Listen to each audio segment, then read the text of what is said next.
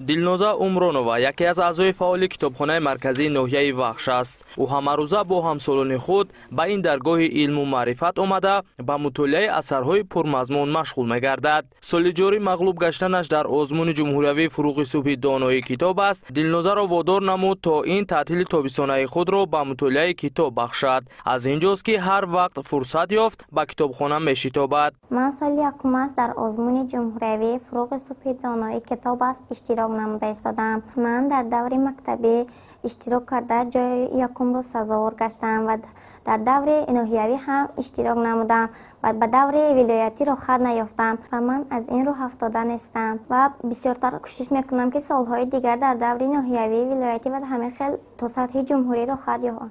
ман то ин дам китобҳои бисёреро ба ҳамин субут расонда хондам ва бисёртар ҳамин китобҳо аз Садриддин Айнӣ, Мирзо Турсунзода, Низом Қосим, ҳамин хел пайроҳаи қисмат яъне ки аз устод Шарофиддин Ҳайдарӣ, Дуои Каб ва ҳамин хел дигар китобҳоро хондам аз чанд шоирҳои гуногун. шавқи китобу китобхонӣ имрӯз дар дили Дилноза маҳзан гирифтааст. ҳамин аст ки ӯ талош мекунад то ҳамсолони худро ҳам ба китобхонӣ ҷалб созад. аз сӯи дигар ӯ бо мутолиаи ҳарчи бештари адабиёти фароҳамовардаи ин китобхона барои иштирок дар озмунҳои минбаъда тайёрӣ мебинад. ман миннатдории худро ба асосгузори сулҳу ваҳдати миллӣ муҳтарам Эмомалӣ Раҳмон мерасонам ки барои мо ҳамин хел кӯдакон ва наврасон ҳамин хел китобхонаҳоро ва ҳамин хел озмунҳоро пешкаш намудааст ки мо дар вақтҳои холигӣ омада ба ҳамин хел китобхонаҳо барои ҳар як гуна озмунҳо тайёрии ҷиддӣ бинем ва ба ҳар хел озмунҳо рафта ҷойҳои намоёнро сазовор гардем ва дониши худро сайқал диҳем. ҳамин ҳамсолони худ гуфтанӣ ҳастам ки вақтҳои худро беҳуда нагузаронам ва ба ҳамин хел китобхонаҳо омада дониши худро сайқал диҳам.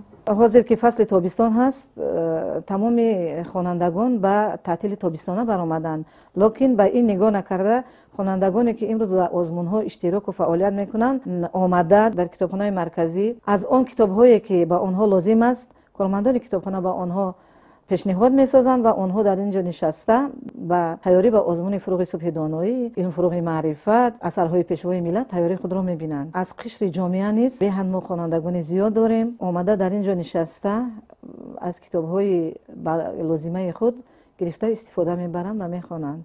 аъзоёни фаъоли китобхона ҳастанд. ин рафҳои пур аз адабиёти бадеӣ ва тозаю озода нигоҳ доштани китобҳо далел аз он аст ки аллакай фарҳанги китобдорӣ баланд гаштаасту шахсони масъул талош меварзанд то дар ин макони илму маърифат барои хонандагон шароити созгорро фароҳам оваранд.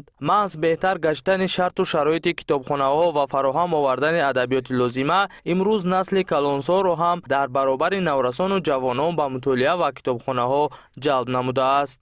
вақти мактабхонӣ ҳамин китоби хондаро дӯст медоштам. дар вақти мактабхонӣ дар вақти донишгоҳи хонданам китоб мехондам. ина ҳозир баъди нафақа баромадан доим омада ҳамин китобхона мехонам, бо мегирам ба хонра мехонам. вақтҳои холикин ба ман асарҳои ҳамин ҷалол икромӣ, Сотим Илёзода, Антон Павлович Чехов ҳаминро бисёр дӯст медорам хондан.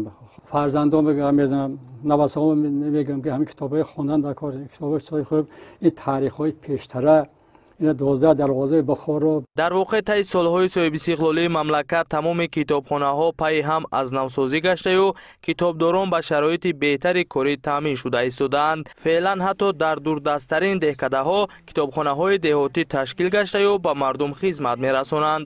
дар ноҳияи вахш 18 китобхона кору фаъолият мекунанд. як адад китобхона дар маркази ноҳия ва як адад китобхонаи бачагона низ дар маркази ноҳия ва 16 китобхона дар ҷамоатҳои деҳоти ноҳия кору фаъолият мекунанд ки теъдоди китобҳои 18 китобхона 83333 адад мебошанд. солҳои пеш на он қадар дар китобхона аъзо хонандагон бисёр буданд. аз рӯзе ки як қатор озмунҳоро роҳандозӣ карда шудааст ба монанди озмуни илмфуруғи маърифат, Тоҷикистон ватани азизи ман, озмуни фуруғи субҳи доноӣ китоб аст ва асарҳои пешвои миллат ки роҳандозӣ карда шудааст теъдоди хонандагон беҳад зиёд шудааст. аз солҳои гузашта ба ин сол агар мо муқоиса кунем беҳад хонандагон зиёд шудаастанд ва рӯ ба китобхонаву китобхонӣ овардаанд. ба гуфтаи масъулин ҷалб сохтани наврасону ҷавонон ба китобхонаҳо афзун намудани шумораи хонандагон аз фаъолияти пурсамари китобдорон вобастагӣ амиқ дорад. аз ин рӯ мо масъулини соҳаро лозим аст ки дар баробари дастрасии адабиётҳои тозанашр ҳамзамон ба роҳандозии маҳфилҳои адабӣ завқи насли ояндасозро ба китобхонӣ бештар гардонем.